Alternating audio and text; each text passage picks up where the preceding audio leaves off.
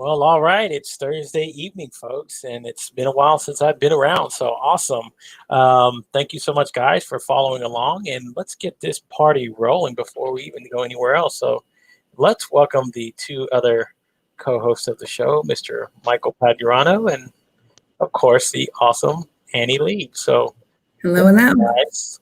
Hello, folks. Hold on, there we go. Even better. So, all right, guys. Tonight we are talking about a whole nother issue, and tonight's issue is living in your truth. So I want to let Annie start this one since she was the I think she was the one who came up with the subject. So let's go ahead and jump into this since we're already getting on it. Where do I begin? I think that living in your truth is probably the most important thing in living your life, actually, to be your most authentic self. And I don't think that you're born to do that. I think that you come to terms with this and you find yourself. And when you find yourself, it doesn't mean always telling the truth. I mean, that's super important. But living in your truth is talking about your true authentic self and then living it. So acting the same way that you say you are. And I think when those two align consistently, that to me is when someone is truly living in their truth. Do you feel that way, Mike?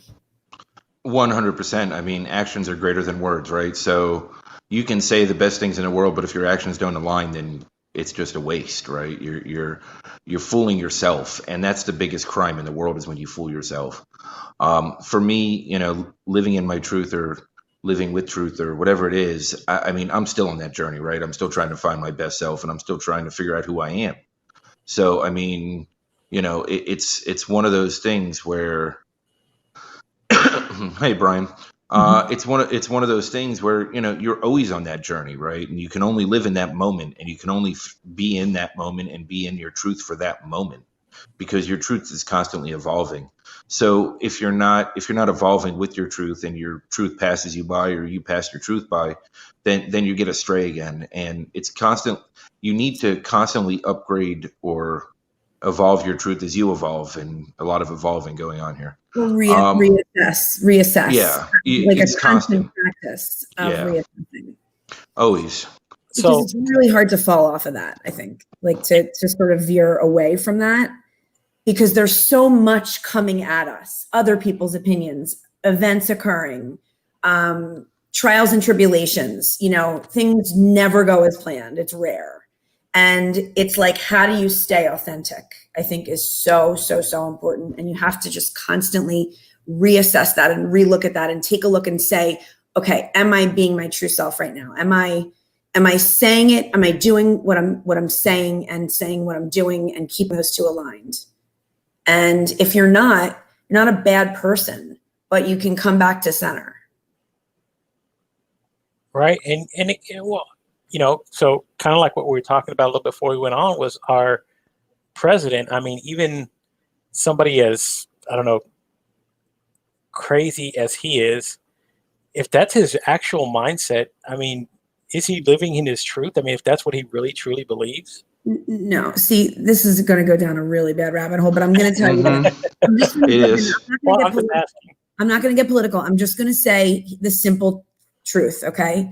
When you are constantly caught in lies, you're not living in your truth. I don't care if it's his truth, it's lies. So that's actually a great thing to bring up, because what's important to note is even if somebody's in their truth and they're believing their own juice, okay, that doesn't mean that they're living authentically.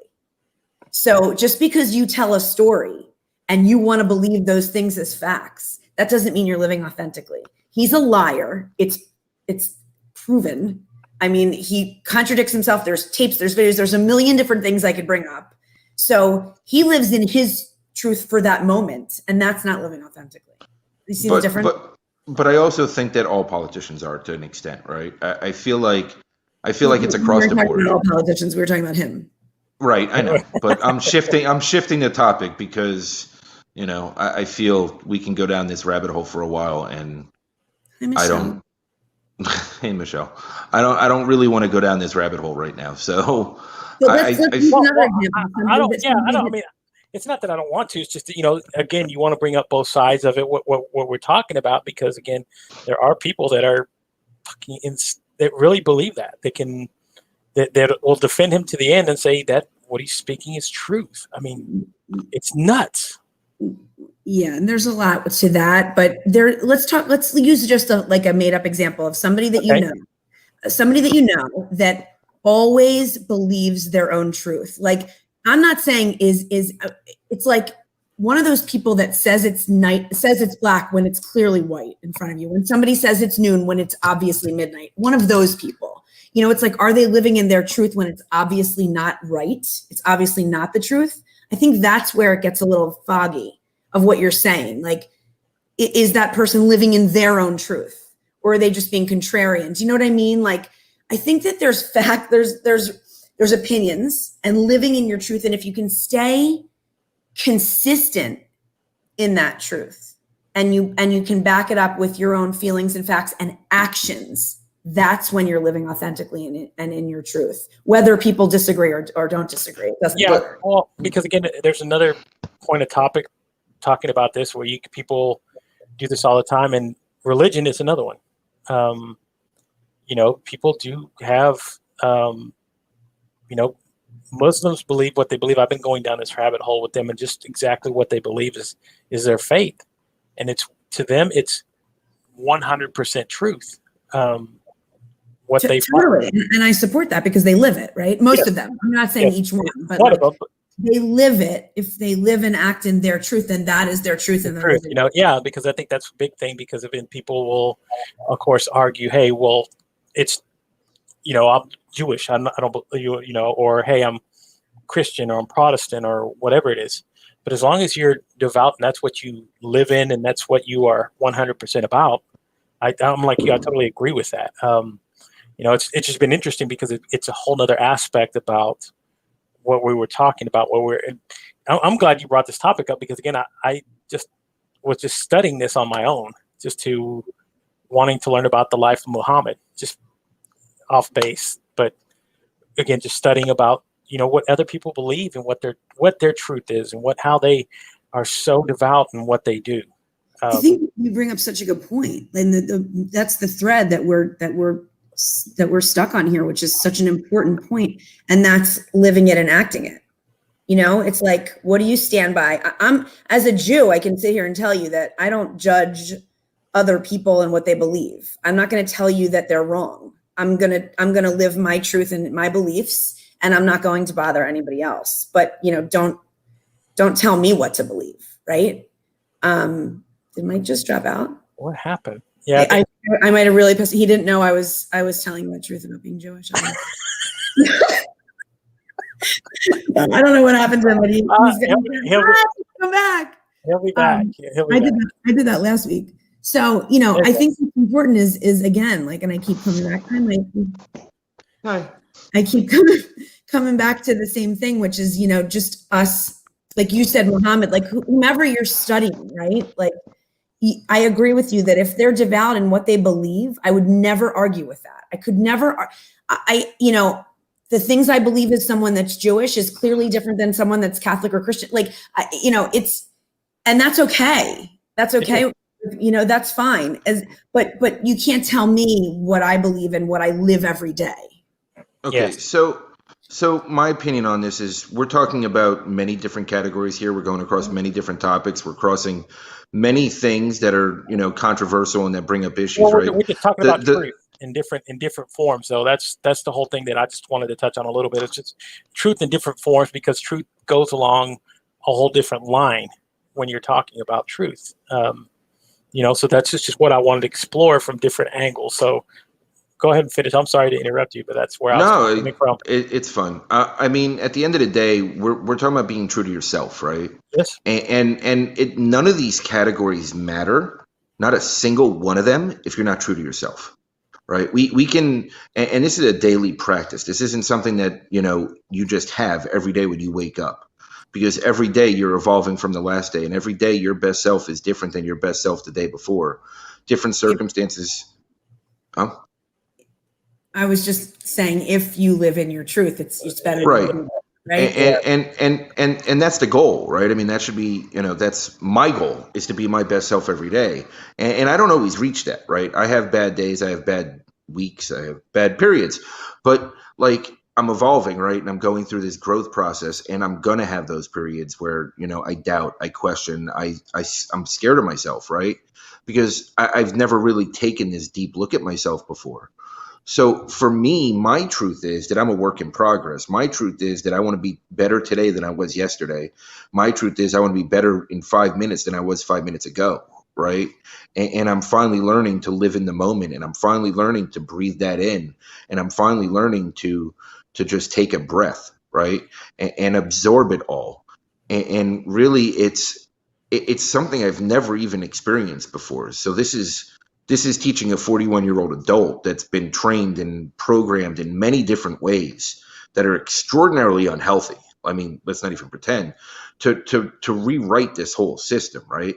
So, and it's a work in progress. And that comes down to what we're going to talk about tomorrow night, which is self-compassion, which honestly, I had no concept of what that even meant up until a short period of time ago.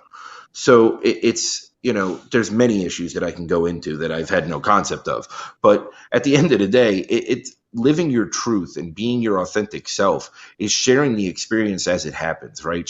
Being vulnerable enough, not overly descriptive to where, you're just crying all over everybody and, just whatever, but vulnerable enough to share the hurt as you also share the growth, right? Showing the rain, but showing the sunshine, being able to see both sides or all sides as equal opinions and perspectives, but value yourself enough that you find your own authentic self somewhere within all of them. And for me, that's what it really is. Yeah. And that's really hard. That's a good truth, because the reason I started to do the study about Islam and just wanting to read about it, because I found a gentleman. His name was, he's passed away, but his name was Nabil Qureshi, and he grew up a devout. Say that 10 times fast. Yes, he grew up a devout Muslim. He really truly believed that was his life, so much so that he became so entrenched in it, and that he would go and really breathe and live, and that was his truth about being Muslim and Islam and talking about Muhammad, the whole journey, right? To him, that was everything. And then one day he met a Christian who became his best friend named David Wood. What happened was he was, between the two of them, trying to teach each other their truths. He found his truth, so much so that he left the Muslim faith and became a devout Christian. I mean, it is a very, very, very endearing tale about what he went through, because it was a study in having two separate truths and really believing both at one point, and finding his own way. It's a pretty amazing story. Sadly enough, I found it too late. He passed away in 2017, but really great. And you still get the lessons from that. That's something that you can take from that. And I think that, I think who said something that's funny?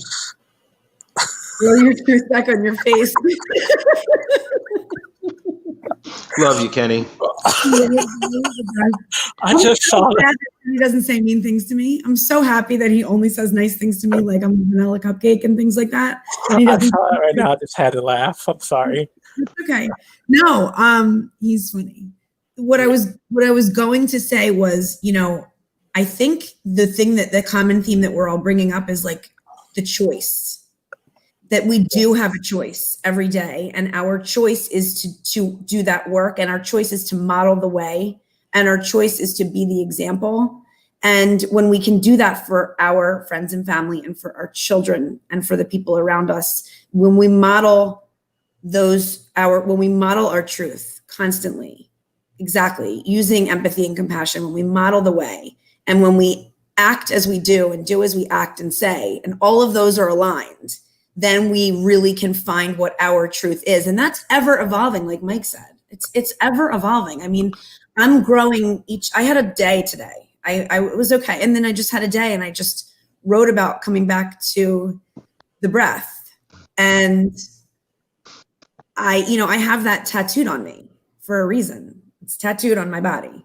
Can't see it unless I'm undressed, but sorry. But like it's tattooed on me because I'm serious. I can always come back to that when I have nothing else left. I have my breath.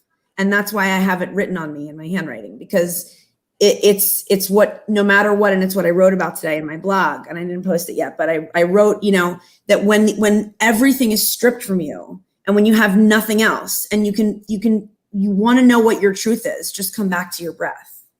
And if you do that, you're centered and you'll know what your truth is and you'll follow that truth and you can lead the way and lead by example like that. Does that make sense? 100%. 100. I mean, coming back from a bad day, I mean, is difficult, right? Like, or even a bad couple days or a bad week, right? It's excruciating because when you're in that bad moment, right, everything feels like it's imploding, literally imploding. Like everything around you is crumbling. And when you come out of it, you have to assess the wreckage that happened during that period of time. And whether the intent was there or not, people close to you might have got hurt, right? So I feel like it's that constant evolution, and that's where self-compassion comes in. And then there's people that come across your path that can help you evolve, and that can show you different ways, and that can support you in different ways, and that can lift you up in different ways than others can't, right? So those, you take these moments, you take these specific circumstance moments broken down into micro moments, and you really just value those, because the rest of the day, there's a lot of ups, there's a lot of downs, there's a lot of busies, there's a lot of slows, there's a lot of your 3-year-old painting themselves with a blue marker. There's, there's stuff just everywhere, right? So you've got to just take a deep breath and kind of allow it to happen. You need to sit back and be able to just process, absorb, and then that's when you can really assess, right? That's where that daily assessing comes. So what are some of the methods you would use to find your truth, search for certain things, because again, it's for some people, it's different things. Like lately it's been faith for me. A lot of faith. It's writing for me. Yeah. Writing. So, and I know that for you too, Jay. Yeah, for me, it's been both, and digging in deep and looking really, really emotionally, spiritually, finding things about yourself, and finding that center again. That's because again, it's different for different people, right? There's a piece that we're missing that's important to note, and that is that if you don't or haven't been living in your truth, you have to have that self-compassion and you have to find forgiveness, because we all make mistakes and we all have a bad day and we all react poorly and we all do these things, right? But if we don't forgive ourselves for those mistakes, then we can't live in our truth. So we have to forgive. There's a space that you have to take where you say, it's okay. I am okay where I am. Even if I'm not perfect, even if I haven't been modeling the way, I'm going to model the way now. Here I am in the center, back at my breath, right? Like there's a way to come back to the center and say, now I'm going to find my truth. I'm on a journey to find my truth. Every day I'm having a practice and trying to get centered to find that truth and lead the way. Right. And not feeling, sometimes, it's okay to accept that you're not complete, Totally. You're never complete. You're never complete. You're complete when you're dead. Exactly. Right. For some people, I've heard people say that, when they talk about in relationships or being with somebody, you complete me. I think that's a real big misnomer that's saying that, because again, like Mike said, I don't think you're ever complete. There's so much that you still learn about your truth and yourself. I understand what you're saying when you say I'm not complete, but there is a wholeness that you can have within yourself. Yes, that's right. But it might sound obvious, but I didn't have that for a very long time. I'm just finding and finding and really working hard to find that whole Annie versus a piece of me that would have said in the past, you complete me. And I don't have anyone to complete me right now. I'm not half of a whole. I am one and I am whole. And I don't need anyone else to complete me anymore.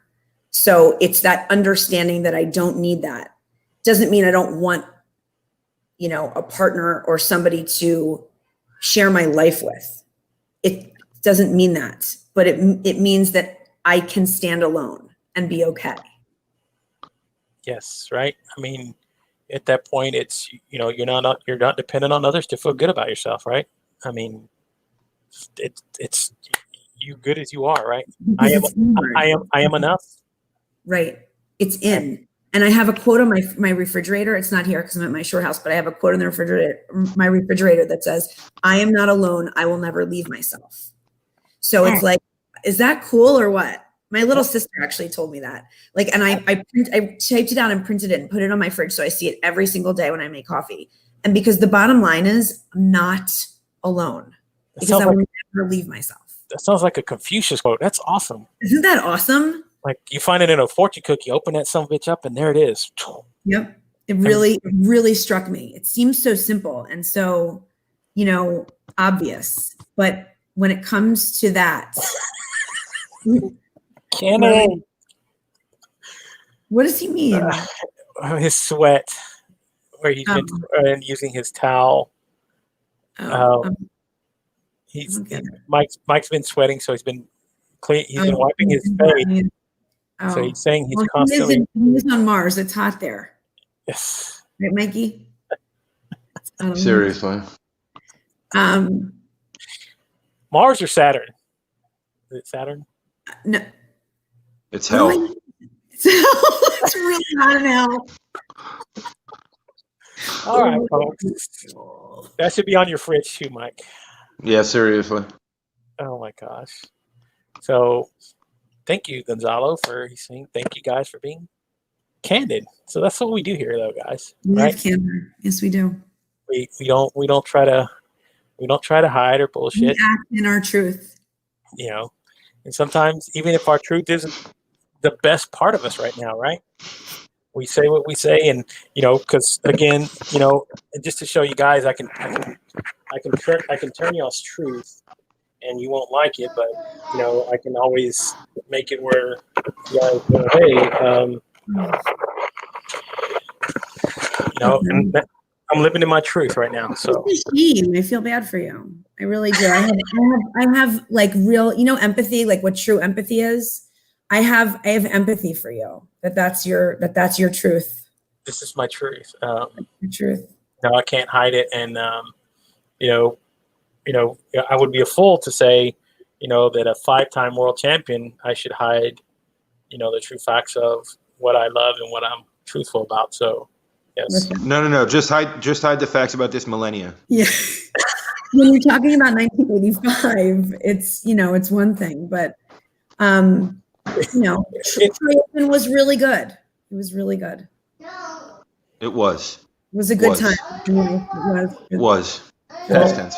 Isn't that what the truth is, though? The annals of what's written down in history. It is. Just because you're talking about annals doesn't mean we have to go there.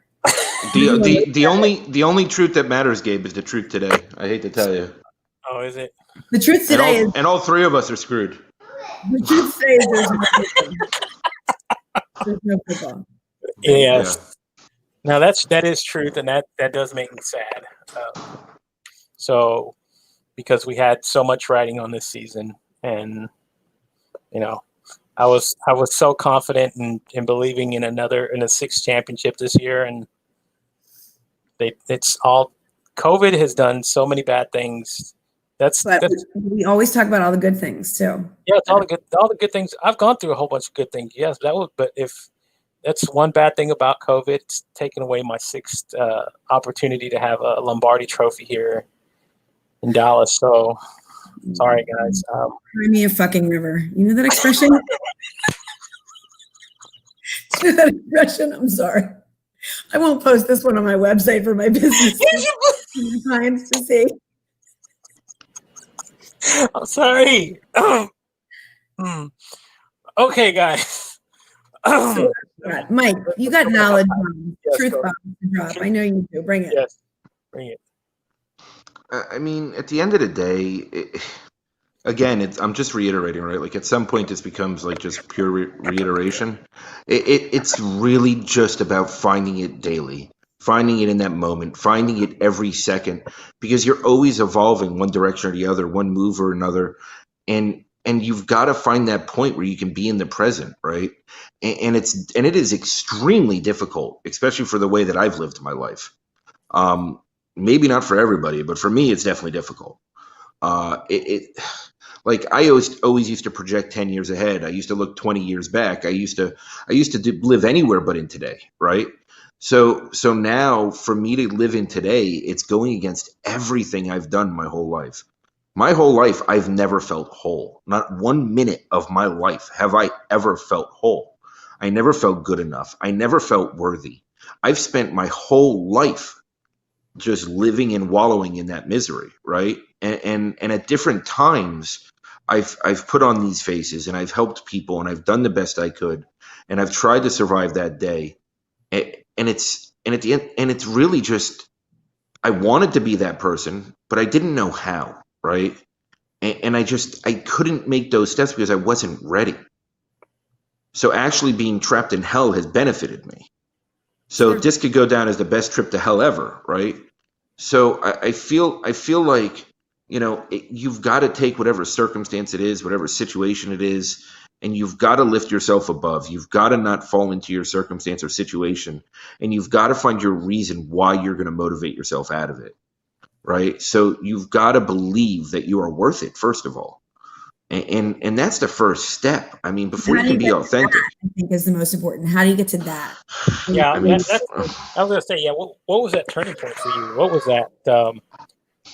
Can you pinpoint a moment? I mean, I just like to ask people that, just because some people do have it on the top of their head. They know what that moment of transition was for them. So do you have one?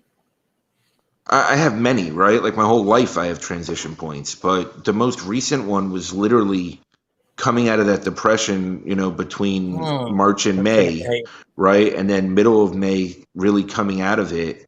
And then by June, just hitting the ground running. And I started making small evolutions, small changes. And now I'm a completely different person than I was 2 months ago. Right. And I don't post as much, and I'm not as open as much, and I'm not sharing as much because I'm a lot more introspective and I'm a lot more introverted in lots of ways. And I'm really looking deep, and I'm doing deep work. I am miserable a lot of the time because of how deep I'm digging, because I want this crap gone. Right. Like I'm doing whatever it takes to get rid of it because I never want to have to worry about it again. I've been carrying this crap for 40 something years. I don't need to carry this crap anymore. It's past. I also don't need to project too far into the future, because when I start doing that, I start losing today also. Right. So does leave you right. It leaves me somewhere in the middle. It leaves me right somewhere now, in the moment. Right? Yeah. I mean, it just leaves me, pushing forward. It's amazing to live your life not ever in the moment. And then when you discover that you can. Wow. It's such light bulb moment, right? Mind blowing. Like, wait a minute, I'm right here, right now, right, with you. I'm here and that's how you become whole. That's how you become, in your authenticity and in your authentic self and in your truth, and lead the way and lead by example by being, present. And it's really hard in today, every day. It's like Mike said, it's a practice. I mean, I can preach it all I want, but I have to practice it every day. And it all starts with writing and gratitude for me. Look at it too. I mean, there's so many distractions. There is so many ways to consume our time, absorb our time, find brainless activity. The narratives, right? That we tell. I mean, the narratives too, right? Like there's tons of them, and we sit here and we watch one direction or the other. We see one side or the other side. If you watch the Phillies broadcast versus the Marlins broadcast, you're hearing two different versions, right?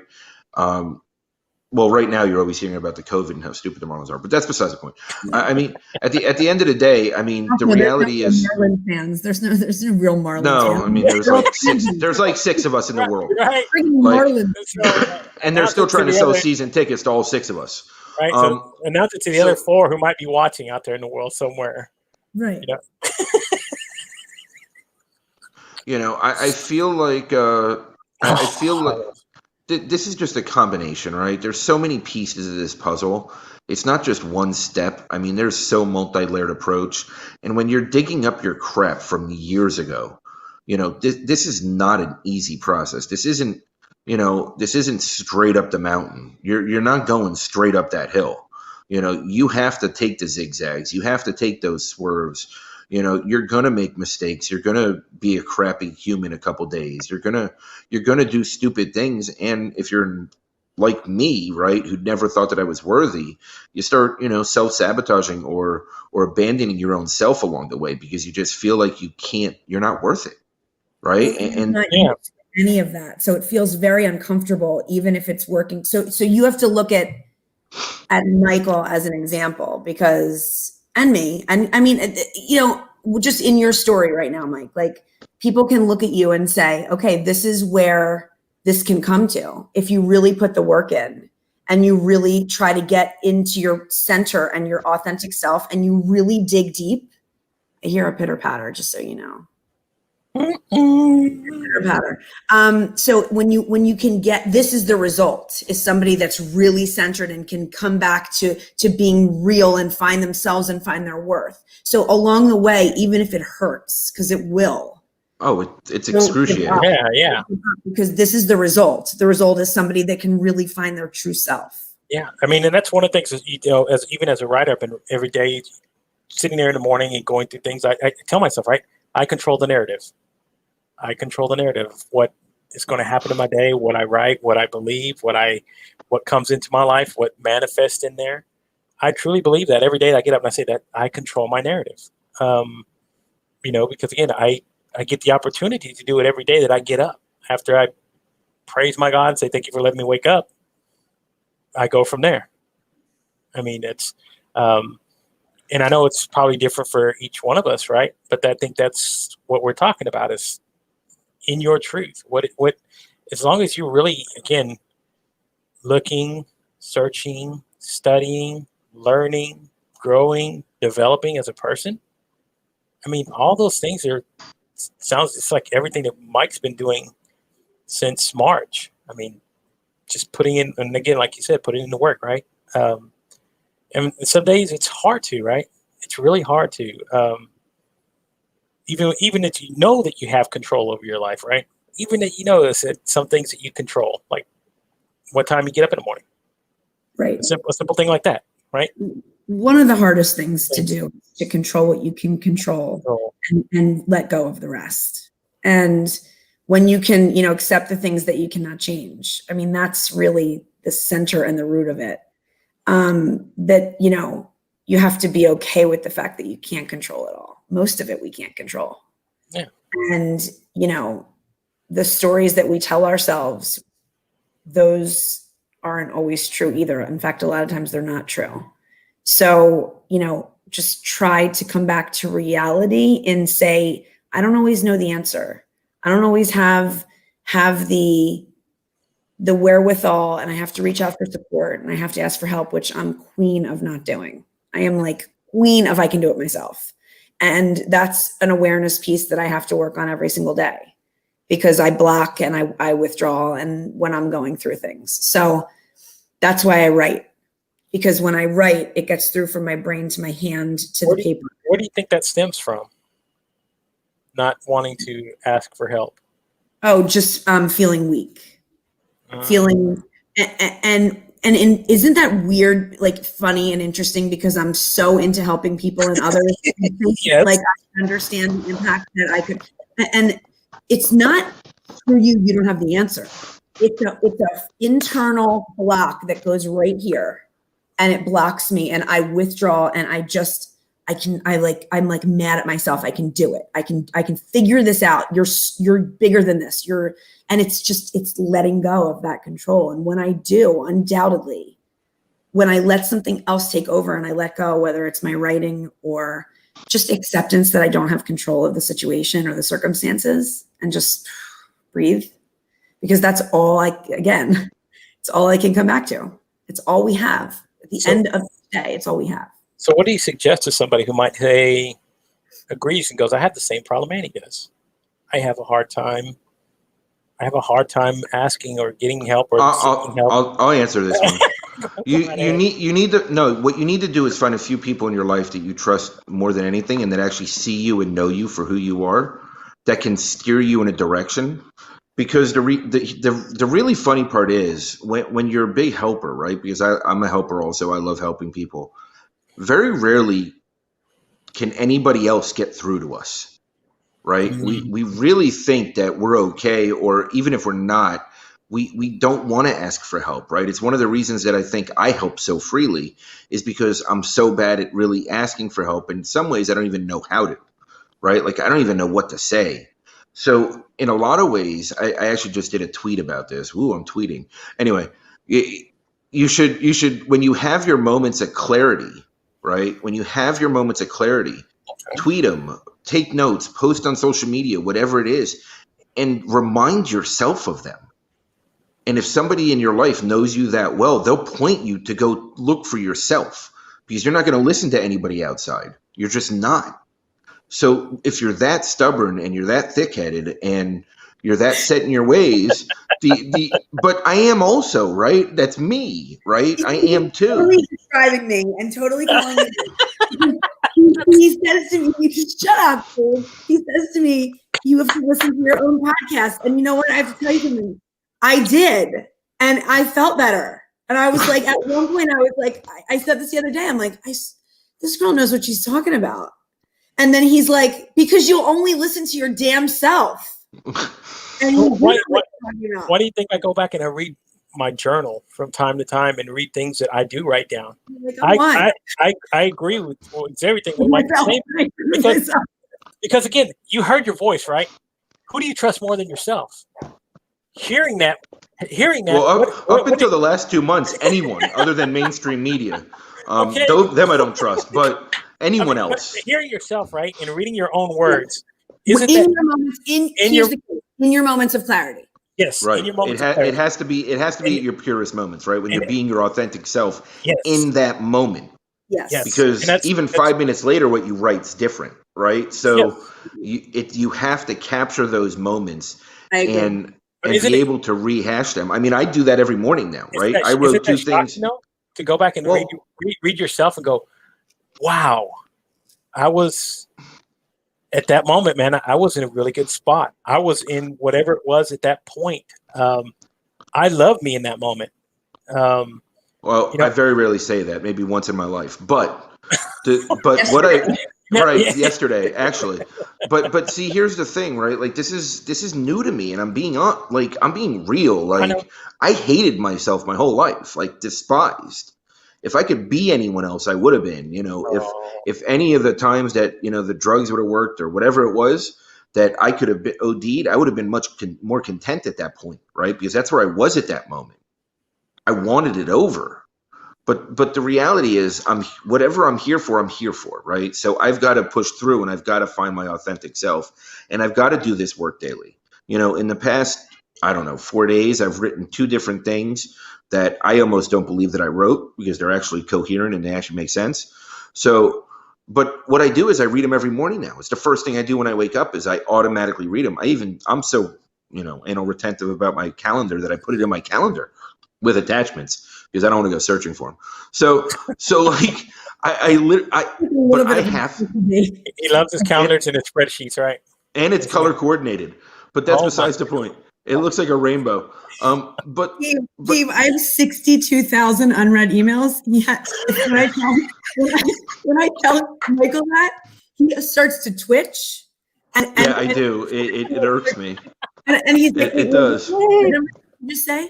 And he's like, he goes, I have folders in folders. They're color coordinated. Oh yeah. No. I just have 62 Thank you, unread, Kenny. 1,000 unread emails. He's like, Yeah, that's no. I'm gonna throw up. I can't listen to you. You know what I would do? I would call Google and be like, delete this account. Bye. Get rid of this one. I need to start over. Oh That would be God. it. Like, I'd be done. Like, It's a bye. little overwhelming to look at every day. It's okay. It's okay. Well, I guess I'm a kind of happy medium between the both because I'll let like 50 emails get piled No. up, but then Oh, I'll God, go. no. But then No. I'll go through No. I'd love to have 50. That would be here. I'll know. 30 minutes, and then I'll go through and I'll delete what I don't want. Whatever is important, I'll keep. Read if it's good. I'll file it. Don't crash it. Get done. I get between 100 and 150 emails. What? Oh, your emails? Oh my God. I get between. Oh my God. I get. Oh wow. I'm twitching. No, that's not good. I think my stomach just turned. I get between.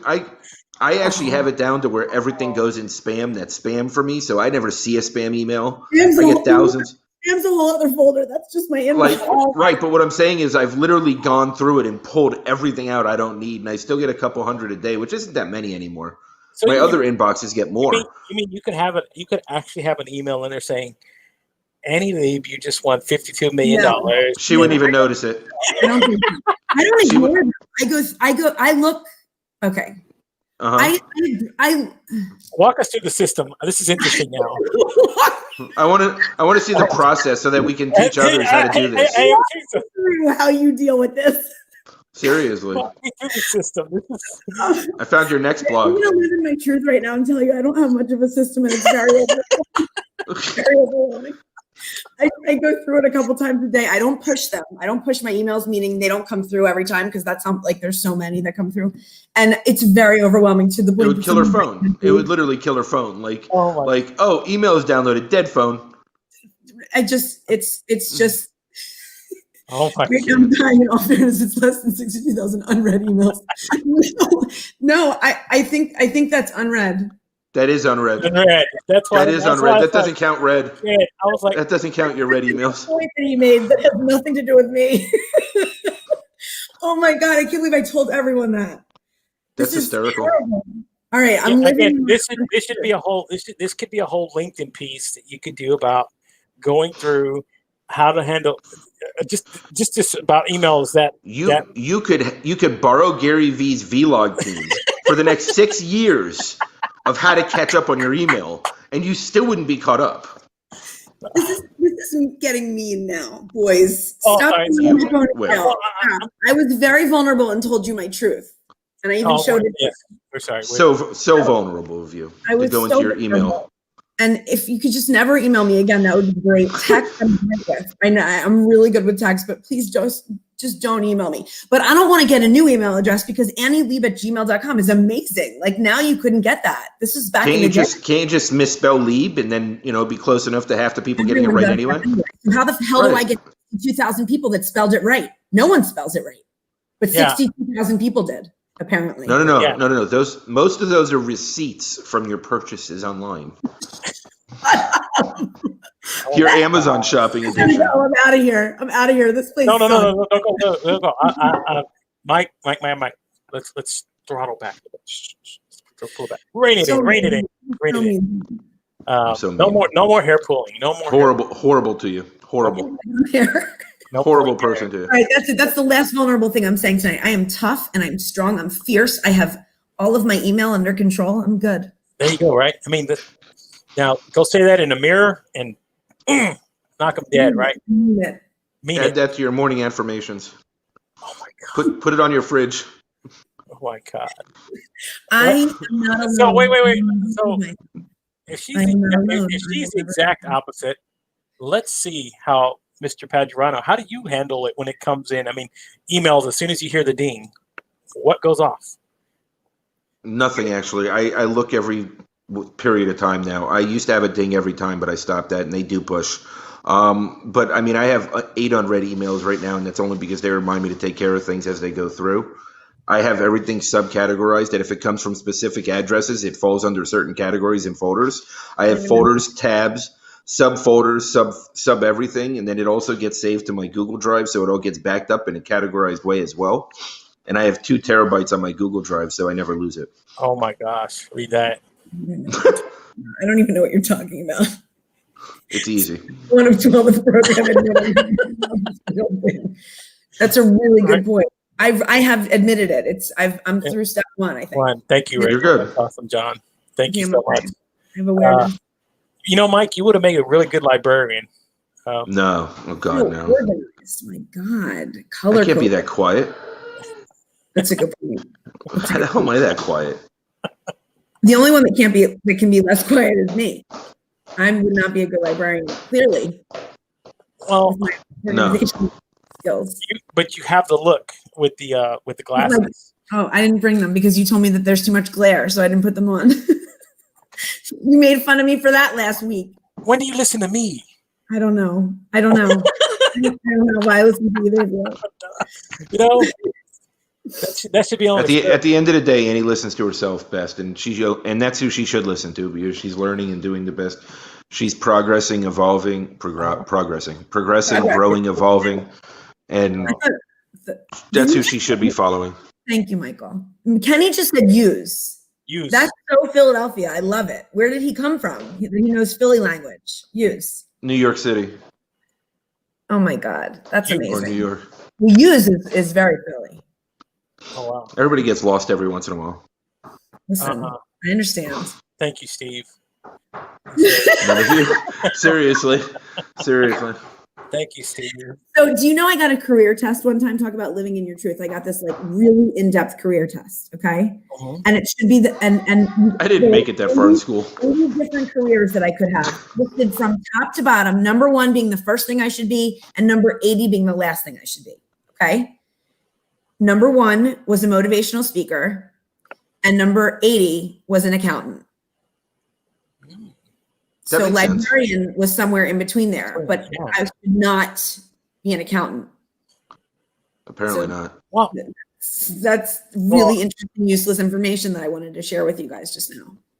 I never made it to those tests. So that's how my brain works. Works very well in words and not so much in other ways. Well, I believe the first one, that was a really good one. They kind of nailed that. You could be a motivational speaker. That's it was very interesting. It was pretty spot on, and putting me chained to a desk crunching numbers is probably the last thing I would ever be good at. So pretty spot on. That's what? That's wonderful. You remember those things. I can't. I remember taking those tests.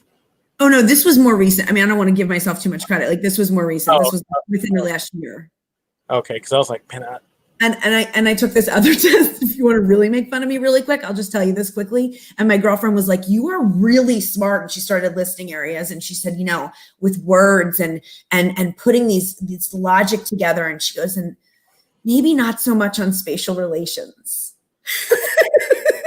Because I failed like everything with like figuring out how far things go and like anything with architecture and that kind of thing. Not so good. Someone goes, go 60 yards down the street and make a right. I would like go the opposite way and make a left. So depth perception is your weakness. So that's like your kryptonite. Yeah. Wow. I'm not an architect. Isn't that interesting?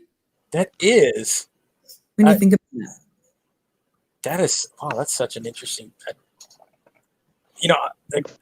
that's never been a problem for me because when I drive, I can pretty much tell. I can parallel park an 18-wheeler pretty well. So driving is different, but knowing like that, like honest to God, spatial relations for me when it comes to like looking at a blueprint, my brain doesn't work that way. I cannot, but yet I can figure out anything when it comes to letters and words. You couldn't have been an NFL quarterback then. Well, that's a little different. I have quite an arm. I could throw a spot. Maybe for the Cowboys. Well, if you have depth perception, no, that's probably going to be pretty hard to hit a 40-yard slant, right? Neither can the Cowboys. I was never going to be the quarterback. I was always going to be the receiver. I had great hands. Could always catch the ball. That's interesting. Nice. But anyway, learning interesting things about Annie. That's what the show should have been called. Facts about Annie. Well, these are I think this is what we're talking about again. Living in your truth. These are truths, right? These are things we're learning about you and your opening and being vulnerable. So first of all, thank you for doing that. Not too many good people would have opened up like that. Like talk about how bad you are at certain things. Yes, some people would have been like, they would never admit I suck at telling how far 60 feet is. So that's Really? pretty, and that's thank you so much. And Mr. Kenny says I can't parallel park. So I will teach you. I'm like a pro. So yes, Kenny, if you want useless facts and learn how to drive, you've come to the show. This is the place for you. So, Michael, anything else you want to open yourself up to about what you don't, No, I'm pretty good. I'm pretty sure I opened up pretty good tonight. Yeah. I really got to draw things out of you sometimes. So, what was it? Limes, right? I despise limes. You're always hated them. Not very fond of limes. What about lemons? Love them. Eat them like I'll eat them like an orange. What is it? What is it about the difference though? Lemons and limes. My mouth just. Did you feel that? Did your mouth water when you just started talking about that? Yeah, it did. I don't know. I mean, I just never did. Right? Like I used to drink tequila by the bottle, not by a shot. So I mean, when I used to drink it, it was with lemon, and Coronas were always lemon, and but that was years ago, right? Like, I mean, I've been sober forever. It feels like it at this point, but it's just one of those things. Like, I never like limes. I never like the taste of it. I don't like cooking with it. I don't like any of that. So you don't like pie? Nope. Won't touch it. That's really funny. Very interesting. Interesting, isn't it? You know what I'm like that about? What? And then you have to say yours, Gabe, but mine is anise. Ooh. Anything with anise makes me so huge. Like pastels or like anything black licorice, like I want to actually die. For me, it has been for the longest time mushrooms. Any kind of mushrooms? Any kind of mushroom. My God. Texture, the texture for some reason I don't like eggplant either, probably. No, funny. I've eaten eggplant. Fried eggplant, I've actually enjoyed that. Well, but mushrooms, I don't. I mean, literally, I put it in my mouth and it's like instant gag. I don't like mushrooms or eggplant actually, but I can cook both. You can cook anything. Stop showing off. Pretty much. Yeah, I can actually. I just need a kitchen. Well, so now that we have those things covered, those things that we don't like to eat. Oh, Kenny agrees with you. Says, as long as Kenny agrees, I think we're good. Right. And that was another useless fact that I threw in there, that the two biggest producers of lime actually come from, where was it? Mexico and Japan are the two biggest producers of limes. Yet another piece of information that no one already yeah, another piece of useless. I remember because I remember when hey, there she is. Oh, sweetheart. Girl. How are you doing? You want to say hi? Hi. Okay. David. Oh boy. David. Exactly, David. Exactly. You know what's up. Tell him with his star on his head. Looks like a dumbass. Mumford, I'm telling you, you're walking a thin line. Isn't he a Philly boy? Isn't he a Philly supporter? I don't know what he is. No, Pollock is. I don't know what Mumford is. Yeah, Mumford lives in Ohio, so I don't know. Maybe he's. I remember him supporting. Maybe he's a Bengals fan. Harmless to all of us. I guess. They have nice uniforms, ugly helmets. They're like butter faces. Yeah, so. It's the truth. Well, there you go. So. No. Gagging. The smell, the taste. Ew. So, is it? Do you enjoy licorice, or you won't touch it? Mm-mm. I will not touch that. Wow, really? No, that is. I will gag. I love licorice. I don't know. Maybe that's the only thing that I couldn't eat licorice wise was they used to have the. I don't know, if guys remember the Good and Plenty candies? They had these black. Exactly what it said. Oh my God. I'm tasting that and I'm throwing up in my own mouth. That is so disgusting. It is, right? Those are like, let's talk about things that taste good, please. Okay. Things that taste good. Let's see. I don't know what tastes good right now. What the hell is happening? I don't know. I'm going nuts right now. Change the subject. So Kenneth has a lot. You guys have a lot in common. Kenny has a lot of opinions. I love it. He says licorice is shit. Licorice is shit. So he does not hide his. Thanks for telling us your real feelings, Kenny. Thank you so much. Love that. I love real feelings. He's living in his authentic truth. He's living his truth. So thank you guys again so much. Michael, gosh, what can I say? You're an amazing human being. Always pretty much an open book. It's hard to draw things out of you sometimes, like what you don't like. So it took me a while to find out about limes, but I will find out something else. Oh yeah, you said you don't like licorice. So limes, licorice, mushrooms, and eggplant. So there you go. We're learning a lot tonight. Yeah, I really am. These are foundation pieces that I'm lining up here. So awesome. And then of course, Annie, I know you don't like. That's always a funny thing to find out these kind of things about folks, because you think about it as useless facts, but then somewhere down the line you're talking about something and you remember these things. That's why I said it was funny to draw it about. It took me a while to remember about Mike and limes. I was like, oh crap, he doesn't like limes. Yes, it's useless. It's useless facts until you can remember it. You really need it. So we need that one day. You never know. So Ray Gore says, Annie, that might be a natural defense mechanism. Yeah. So. Oh. That's funny. Yes. I didn't know that. So, yes. Deep fried Twinkies. He does like them. Oh, they taste good. He means good. He's trying no one that they taste bad. It's not possible. Right. Deep fried, that's like even better. It's like everything down here. I don't know, at the State Fair of Texas down here, that's pretty much how they make everything better. They just pretty much freaking deep fry it. That deep fried Oreos, deep fried Snickers, deep fried. You name it. Listen, you can fry up pretty much anything and make it taste good. Let's be real. Except licorice and limes. Licorice, yeah, you can't do it. I don't think licorice would taste good deep fried. But if you're willing to try it, I'm pretty sure somebody out there will make it for us. And I would love that. Send it on in. So that would be, you could do a ASMR video, eating deep fried licorice.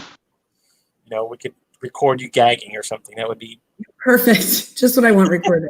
Awesome. Twinkie, the only food that doesn't expire. Yes. There's something wrong with a food that never expires. It's not really food.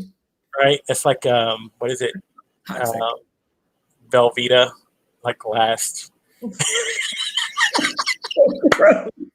I would never give my kids Velveeta. Ew. I look at just the face. These faces are priceless tonight. So, all right, guys. All right. An hour. That goes by so fast. It does. Whew. It's always fun. And thank you everybody who's been joining along and throwing in your comments. Kenneth, Katie, always awesome. Guys, you can check out tomorrow's evening show, Living with Annie 2, Conversations with Mike. And again, tomorrow's topic will be self-compassion. So guys, check that out, 7 o'clock. You can check out her YouTube channel. Also go to www.annieleib.com. Check out her website, check out her services, and then you can also check out links to her podcast and her show. So, yes, thank you guys so much as always. And yes, Mr. Steve, it is time to end the show. So, Raj, thank you so much, Raj, for coming along. Great show. Thank you, Ray Gore, as much. John, you are awesome. Mike, any final words, my friend, before we get out of here? No, I'm good. Annie? Good. Oh, good. We're good. Peace, everyone. Good night. Okay, everybody. So I guess everybody's done. We're out of here, guys. I will see you again. Well, Mike and Annie will be back Monday evening, 7 o'clock Central Standard Time for our next 4-hour roundtable. Big one because I believe I will just be technically directing. Annie will be at the helm. Annie will be at the helm, and of course, it will be another fabulous conversation. So, guys, thank you so much again. Always awesome. Everybody, stay safe, stay blessed. I will see you again in a week with these two. And, guys, you can check us out again Monday evening on MFSB Live, our next 4-hour roundtable. thank you guys so much for taking the time out of your evenings. And who else is still commenting? Gosh. Yeah, wait for self. Yes. So please go to her YouTube channel, click it, subscribe, guys. Always good content there. Who do you have coming up next week for Tuesday? Let me ask you that before I get out of here. Mike. No, huh? You're asking me? I don't know. No. Mike, he does my schedule. No. Yeah. Who? Well, You have Katie next week. oh, Ooh, how fun. I love her. so all right, guys. Now you know. All right. So, Mikey, I'll see you to co-host on Monday. Yes. All right. All right, guys. Take it easy. Stay safe. Stay blessed. And we'll talk again soon. Good night, everybody.